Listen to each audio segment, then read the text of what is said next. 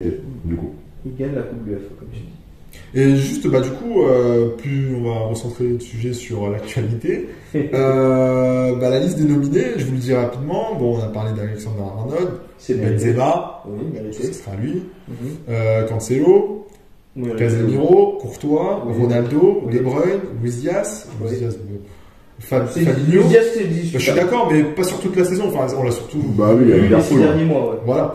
Mais bon, à Porto, il était quand même très bon. Ouais. Fabinho, Phil Foden, Haaland, bien entendu.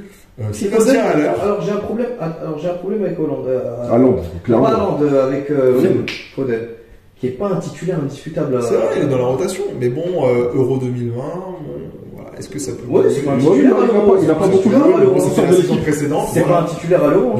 Mais il fait partie des nominés. D'ailleurs, la liste des nominés a été agrandie à 30. Est-ce que pour vous c'est beaucoup trop? Oui, c'est bien, ça donne un. Ça sert à quoi? Ouais, c'est bon. Écoutez, vous savez qu'il y a des joueurs qui sont orgueilleux d'avoir été au moins nominés. Giroud, une année, aura fait 31ème. L'année, on a fait 17ème à un moment. Ouais. Quelle année? 2016? En 2016. Souvent aussi son classement au Ballon d'Or.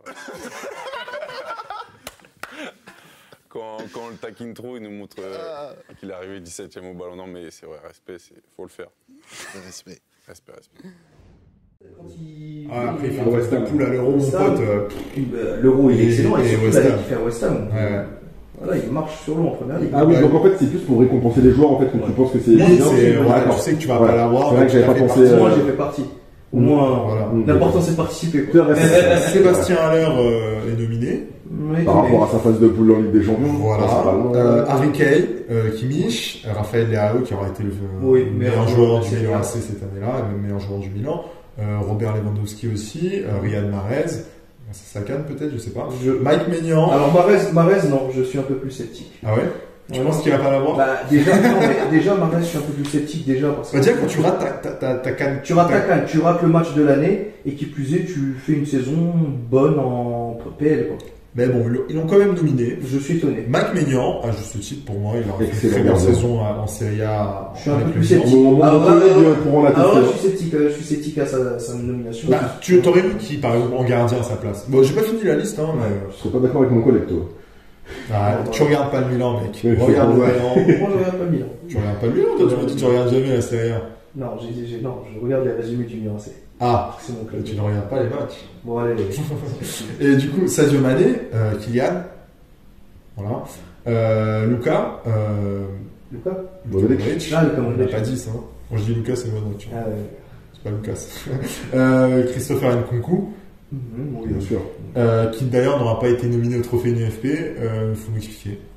Ouais, non, mais ils ont expliqué pourquoi. C'est pourquoi? C'était la douille. C'est une douille, hein, je suis désolé. La douille, du coup, qu'est-ce qu'ils avaient expliqué? L'explication était tellement risible que. il joue pas, on sait pas c'est quoi son poste. Non, c'est pas ça. Il met trop de buts. Ça va me revenir, je te laisse finir, ça va me revenir. J'essaie de m'en rappeler. Darwin Nunez, qui aura quand même marqué les esprits cette année-là. Antonio Rudiger, à juste titre. Mohamed Salah aussi. Bernardo Silva, bien entendu. Virgil. Son aussi. Et Vinicius et Dusan Vlahovic. Voilà, pour la liste des 30 nominés. C'est bon, je viens de m'en rappeler. Pourquoi? Parce qu'en fait, il n'avait pas eu de sélection au moment, il n'avait pas eu de sélection en équipe de France.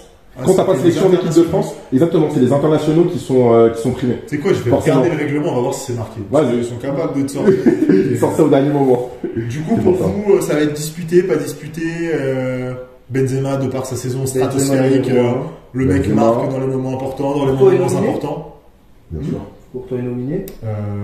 Courtois est nominé. Courtois 2, pour moi. Courtois meilleur gardien de l'année. Pour toi, c'est bien? Incroyable. Sans aucun doute. Sans aucun doute, ouais. Je suis d'accord. La finale de Ligue des Champions est juste parfaite. Sur les joueurs de Liverpool, incroyable. Courtois. On n'en parle pas. Il n'y a pas Neymar, il n'y a pas Messi. C'est une on n'avait pas. Ouais, normal, je sens la liste. C'est naturel. Non, après, je suis d'accord, mais pour vous dire la saison qu'ils font. C'est ça, exactement. Cristiano en fait partie. Cristiano en fait partie, ouais. Oui. Bon, après, il marque 15 ou 14 buts en PL, donc. Après, il joue pas tous les matchs. En Ligue des Champions, il a quand même marqué en phase de poule aussi. C'est lui qui les sort Après, des il joue poules. dans une équipe de Brel, voilà, et déjà il est nominé, c'est bien. Je ne veux pas t'entendre avec les supporters de Manchester. Ah, mais ils te le diront, c'est une équipe de Brel, Manchester, c'est dramatique, United. Ils claquent, enfin, c'est incroyable. Ils ne savent pas gérer leur argent, les mecs. Et d'ailleurs, ça commence à se ressentir parce que les contrats de sponsoring commencent à baisser, parce qu'ils avaient gagné avec Chevrolet, petit aparté, des contrats faramineux avec Adidas, Chevrolet, donc ils sortaient l'oseille à gogo, mais j'ai envie de te dire, il n'y avait pas de politique sportive. Des très bons joueurs, certes, mais individuellement. D'où le problème avec les Glazers actuellement, où les supporters veulent leur tête. Aussi, mais ça fait au moins une bonne dizaine d'années, si ce n'est plus. Mais là, ça s'est accentué depuis quelques années. C'est ça. Voilà. Côté Liverpool, pour toi, qui mériterait le plus? Bon, je pense que ça va être Benzema. Oui, voilà, je dirais comme vous, mais sinon, oui, Sadio Mané. J'espère qu'il sera sur le podium. Notamment avec grâce à la CAN, par rapport à la CAN, voilà exactement, par rapport à la CAN, histoire de récompenser quand même cette compétition. Donc troisième au moins. Je mettrais contribution en qualification. Bien sûr, en qualification, bien sûr, où il met des buts, où il met les pénaltys décisifs. Voilà, ça reste des tirs au but, mais il faut les mettre, même s'il rate le pénalty contre l'Égypte au début de la finale de la CAN. Mais voilà, il a été plutôt important. Après, pour compléter le classement, donc je vais dire juste les 5 premiers. Je mettrais Mbappé dedans, à titre individuel. Nkunku dans le top 5? Non, je mettrais pas Nkunku parce que malgré sa saison exceptionnelle en Bundesliga, pour moi, il a jamais une première saison. Voilà, ça reste une première saison. Pour moi, ça compte pas. Ah, mais c'est intéressant comme critère. Parce que. En fait, je reviens un peu sur est-ce qu'il faut avoir performé déjà sur plusieurs années pour vraiment l'avoir, ou est-ce que sur une année, tac, tu peux le choper et ça dépend. Ça dépend. Encore, ça dépend de la sensibilité et du contexte. Est-ce que par exemple, tu peux faire. Nkunku avait fait finale de Ligue des Champions et qui gagnerait la Bundesliga, mais sans aucun doute. Parce que c'est marrant que tu sortes ça, parce que c'est un critère qui n'est pas dit, mais qui en fait tout le temps. Parce que 2003-2004 de Monaco, t'aurais pu citer, je sais pas, Morientes, on aurait peut-être pu l'avoir sur cette saison, même Deco, mais comme c'était en mode tac, d'un coup il pète aux yeux du monde, bah non, on va attendre un peu sur 2-3 ans. Ronaldinho ne l'a pas en 2004, et d'ailleurs il était un peu triste, il lui donne en 2005. Donc il y a un peu ce côté, bon, on va voir quand même ce que tu vas faire l'année prochaine. C'est comment on continue non observable sur la première année. Oui, voilà. Si tu veux. Je connais pas ça, moi. Ah, si, moi j'ai connu cette période-là, je vous le dirai en off. Non, mais voilà. Et ouais, votre top 5, ça serait qui? Du coup, vas-y, Samir, tu veux Benzema à l'unanimité, premier, il y a indiscutable. Je sais pas si ça sera peut-être le plus grand écart de l'histoire. Moi, je mettrais. Il est tellement à l'unanimité. Moi, j'aurais mis Naby Keïta, mais bon, après, ça, c'est chacun. Voilà, ça dépend de tes critères. Mettre Hakimi aussi, si tu veux. Jean-Philippe Crasso. Pourquoi pas, hein. Du coup, tu complètes par quoi, Samir? Alors, moi, je serais de l'avis comme toi, Mané en deuxième. Et moi j'ai mis Courtois en deuxième et Mané en troisième. Alors, Courtois en troisième plutôt. D'accord. Qui d'autre comme ça? Ouais, Mané, Courtois, Benzema, je pense que ça va être le. Au moins, ça sera à City, est-ce que tu mets Bernardo, est-ce que Kevin? C'est excellent, ouais. Kevin, je le mettrais quatrième et Mbappé cinquième ou inversement. Ouais, Mbappé, c'est une énorme saison. Mbappé, après, je mettrais ça jouerait entre Mbappé et Kevin De Bruyne. Phil Foden, tu le mets en dernier, Samir, c'est ça, sur les 30. Je ne comprends même pas comment Foden est sélectionné alors que c'est un excellent joueur, mais ce n'est pas le titulaire indéboulonnable, quoi.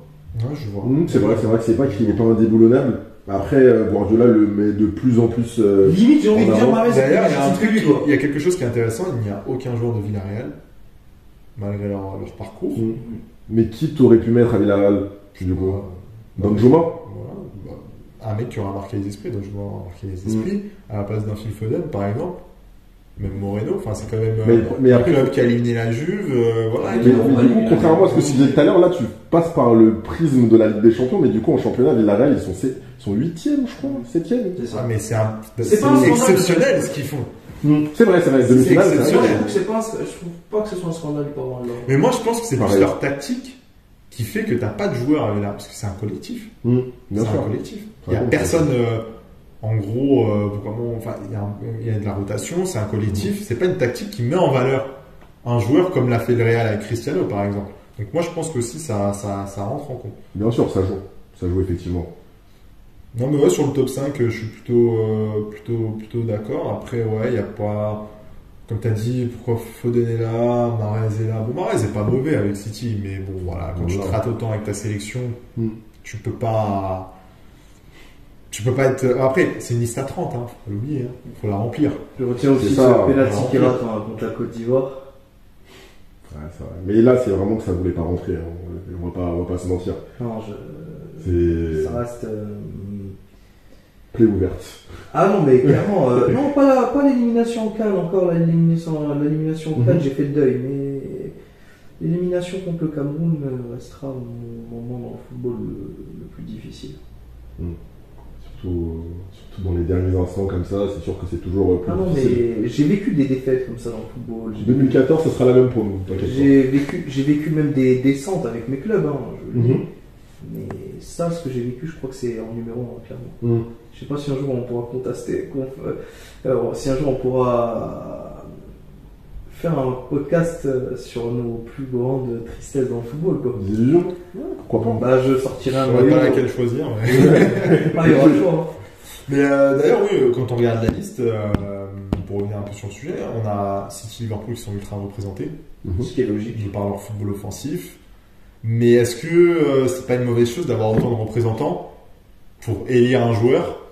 Peut-être que justement les votes vont être partagés entre Mané et Salah, par exemple. Si avec que Mané, je pense qu'il y aurait davantage de votes. Pour vous, c'est une bonne chose d'avoir. Est-ce qu'il ne faudrait pas un joueur maximum par club ? À un moment, ils en parlaient, par exemple, pour des équipes comme le Bayern Munich, où c'était justement. Parce que c'est rare une concurrence pour le Ballon d'Or au sein d'une même équipe. On l'a vu avec Mané et Salah, sur les buteurs, mais inconsciemment, c'était aussi peut-être dans la course au Ballon d'Or. Il y a déjà eu premier, deuxième de la même équipe. Oui, je crois, le Milan. Le Milan Milan, quand Van Basten le gagne, il est trop le podium, c'est Milan. Ah ouais 2009-2010. Avec Gullit et tout. D'accord. 2009-2010 avec. Ouais, Messi, Xavi, ça. Ouais, si, ça se fait. Ça se fait. Mais bon, du coup, il y a un gap, tu vois qu'il y a un gap de fou, quoi. Ouais, bien sûr. Bien sûr. Quitte à choisir, effectivement, entre ces trois joueurs-là, forcément, c'est le joueur le plus offensif et le plus marquant qui va le gagner, forcément. C'est ça. Donc Messi. C'est ça.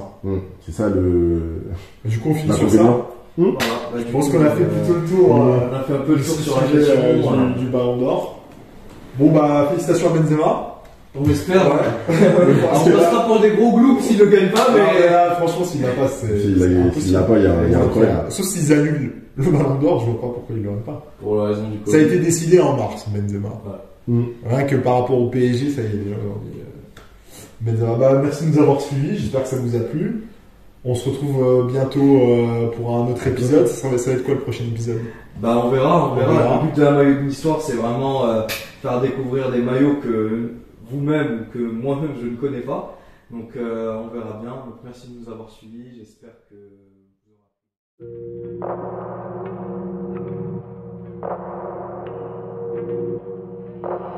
Hey, Red & Co.